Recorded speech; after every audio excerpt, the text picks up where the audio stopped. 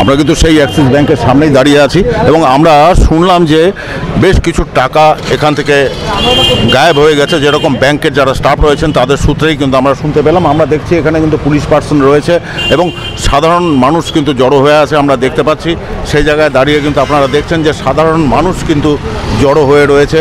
আমরা সেই দৃশ্য আপনাদের দেখাচ্ছি যে সাধারণ মানুষ এবং পুলিশের গাড়ি, আমি যদি আমার ক্যামেরা পার্সনকে বলি, পুলিশের গাড়ি কিন্তু দেখা যাচ্ছে লাইন দিয়ে দাঁড়িয়ে আছে রাস্তার এ পারে এবং রাস্তার ও পারেও কিন্তু আমরা দেখতে পাচ্ছি পুলিশের গাড়ি লাইন দিয়ে দাঁড়িয়ে আছে। পুলিশ পার্সনরা যথারীতি তাদের ডিউটি করছেন, আমরা সেই খবর কিন্তু দেখতে পাচ্ছি।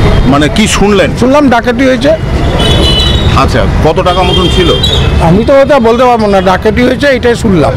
আপনারা কিন্তু সাধারণ মানুষের কথা শুনছেন, মানুষ কিন্তু এখনও সম্পূর্ণ ওটা জেনে উঠতে পারেননি, কারণ ভেতরে পুলিশ আধিকারিকরা রয়েছে, তারা এখনও ঠিকঠাক কিছু বলে উঠতে পারেনি। অ্যাক্সিস ব্যাংকের সামনে পুলিশে কিন্তু ছয়লাভ হয়েছে, আপনারা সেই দৃশ্য দেখতে পাচ্ছেন, আপনাদের সেই দৃশ্য আমরা দেখাচ্ছি। আর যেটা শোনা যাচ্ছে ভেতর থেকে নাকি কিছু টাকা খোয়া গিয়েছে, কিভাবে গেল, কোথায় গেল সেটা আমরা এখনই বুঝতে পারছি না। আমরা দেখছি রাস্তার আশেপাশে কিন্তু উৎসুক মানুষ এবং পুলিশে ছয়লাভ হয়ে আছে, পুলিশের গাড়ির পর গাড়ি রয়েছে।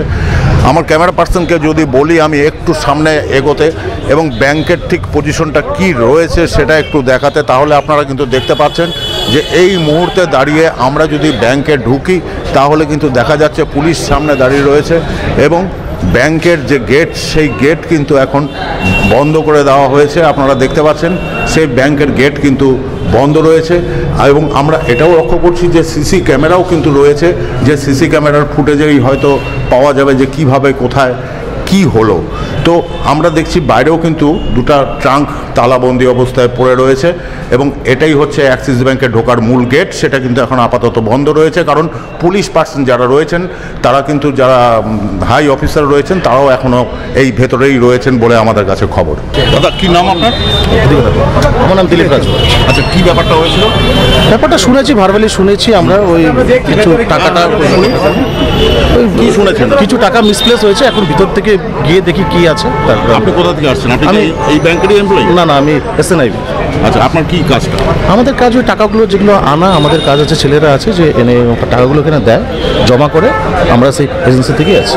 আচ্ছা, আপনি তার মানে টাকাটা, এই যে টাকাটা যেটা পাওয়া গিয়েছে বলা যায়, শোনা যাচ্ছে, সেটা কি আপনারাই জমা করে গেছেন? হ্যাঁ হ্যাঁ হ্যাঁ, আমাদের এন্ড থেকে জমাটা হয়, বিভিন্ন জায়গা থেকে কালেক্ট করে এনে আমাদের এন্ড থেকে জমা হয়। তারপরে আপনি কি খবর পেলেন?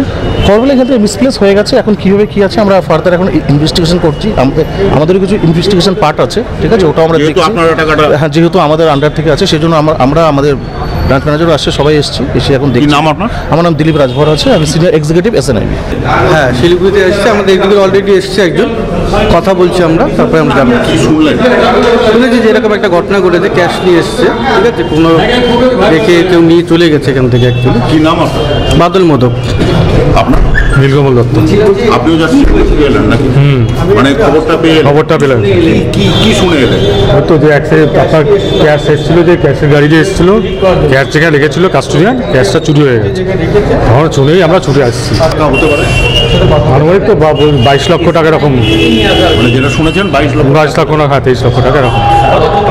আপনারা কিন্তু শুনলেন যে এখানকার যারা কর্মী তারা কিন্তু শিলিগুড়ি থেকেও ছুটে এসেছেন, কারণ তারা এই মুহূর্তে সেই ব্যাংকে এসেও ঢুকতে পারছেন না, কারণ যেহেতু ব্যাংকের গেট ভেতর থেকে বন্ধ করা আছে। ক্যামেরায় শ্রীকান্তের সঙ্গে আমি সৌমিত্র, চ্যানেল বাংলা।